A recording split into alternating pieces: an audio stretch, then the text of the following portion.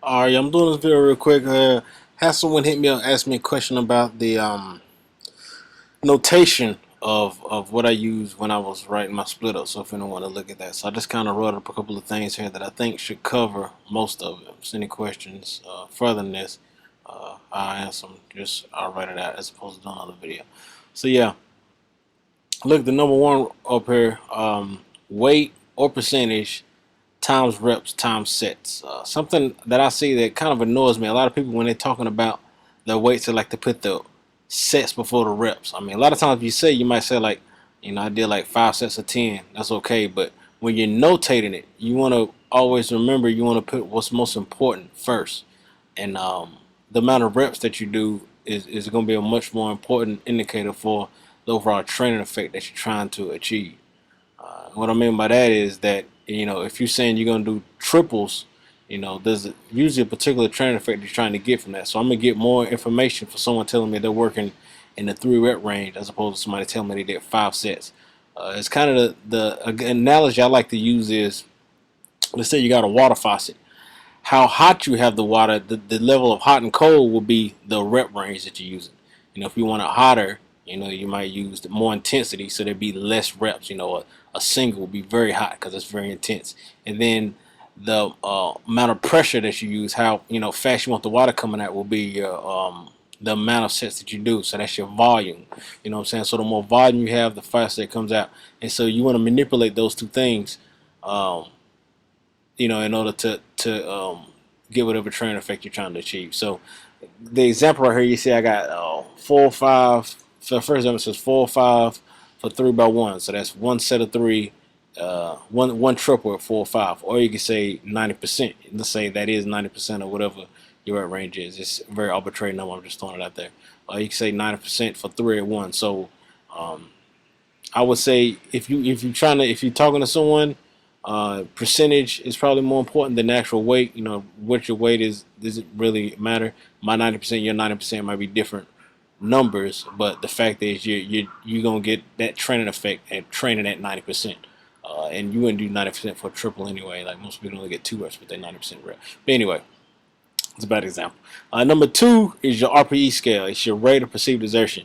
This is whenever you're doing any sort of auto-regulated training, which once you reach a certain level, you will want to auto-regulate your training.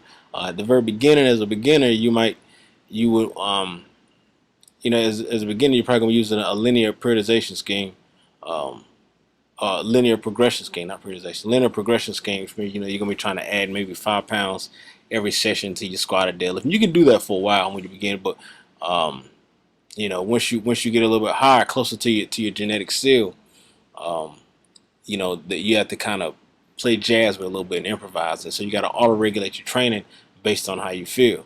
So you might be wanting to go in and hit something, but you just might not have it that day, or you might have a little more in the tank.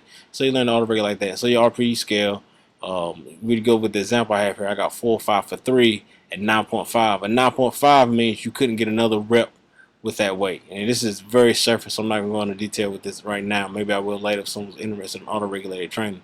It's pretty important. I'm just, it's outside of the scope of this, what I'm doing.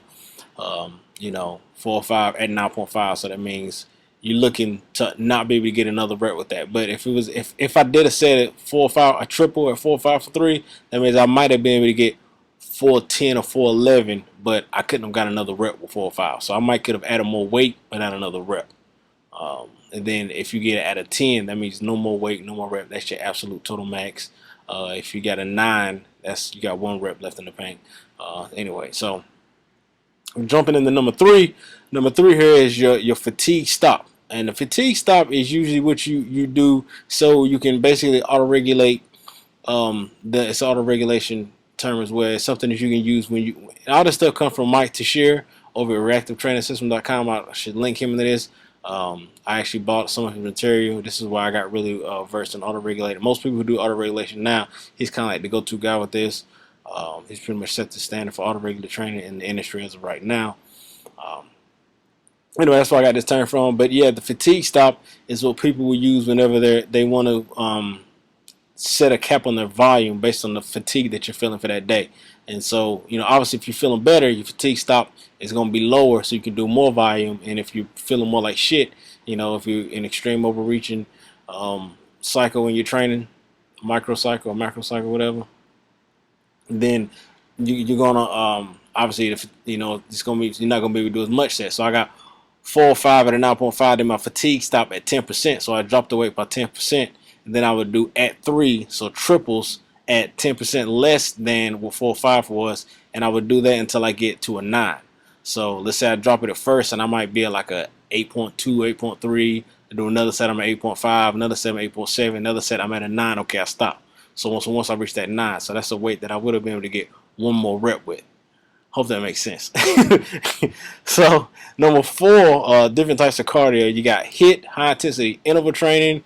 Then you got MISS, which is medium intensity steady state, and then LIST, which is low intensity steady state. You see me mostly doing MISS and LIST, and I'll start adding in HIIT. I have one HIIT session that I'm doing, but I'm not doing it for HIIT. I'm doing it more in terms of because I got to do some speed work in order to increase my running, for my long distance stuff. So there's a HIIT session there. But I'll add more in as I need to get more cardio in. And essentially, it basically is, I like to look at things as far as the training effect you're trying to receive. I consider HIIT personally when your heart rate is at 85% and above. That's high intensity for me. To me, medium intensity is when your heart rate is at between 70 to 85, and then low intensity is anything below 70%. So you see a LIST session for me. If I just go in and do cardio, it's going to be LIST because I'm not looking to get my heart rate over 70%. And if I do MISS, it's a cardio session that I'm doing after a weight training session because then my heart rate is already elevated and it's easier for me to stay within that 70 to 85% range. It only stays around 72 to 75% is what it'll be for me. And like I said, HIIT will be done. HIIT affects the body very hard. It's almost like another weight training session. The training effect is very similar to that. And you want to use it sparingly, and you want to be very conscious of where you program it into your training. So you just don't want to be willy-nilly adding in HIIT sessions, or you're gonna find yourself overreaching pretty quickly. So yeah, this is that's pretty much all I had to say about that. I'm gonna go and pick this up. Any questions, hit me up, on Facebook or through here, and I'll be sure to answer them. Thanks.